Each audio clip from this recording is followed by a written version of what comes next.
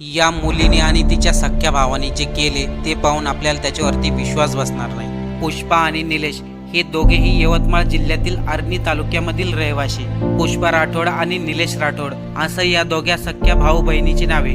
पुष्पा आणि निलेश हे गावामध्ये जिल्हा परिषद शाळेमध्ये शिकले। घरची परिस्थिती अत्यंत बिकट असल्यामुळे आई वडील आपल्या मुलांसाठी रोज मोलमजुरी करून कुटुंबाचा उदरनिर्वाह करत होते। जिल्हा परिषदेमधील शिक्षण पूर्ण झाल्यानंतर दोघेही पुढील शिक्षण घेण्यासाठी शहरामध्ये आले। त्यामध्येच वडिलांचं 2015 मध्ये निधन झालं, तर आईला अर्धांग वायूचा झटका आला। त्यामुळे आई जास्त वेळ अंथरुणावरच राहिली। निलेश आणि पुष्पाने यवतमाळमध्ये मिळेल ते काम केलं आणि आपलं शिक्षण पुढे चालू ठेवलं। तसेच या दोघांनी स्पर्धा परीक्षेची तयारी केली। त्या परीक्षेमध्ये दोघांनाही यश मिळाले।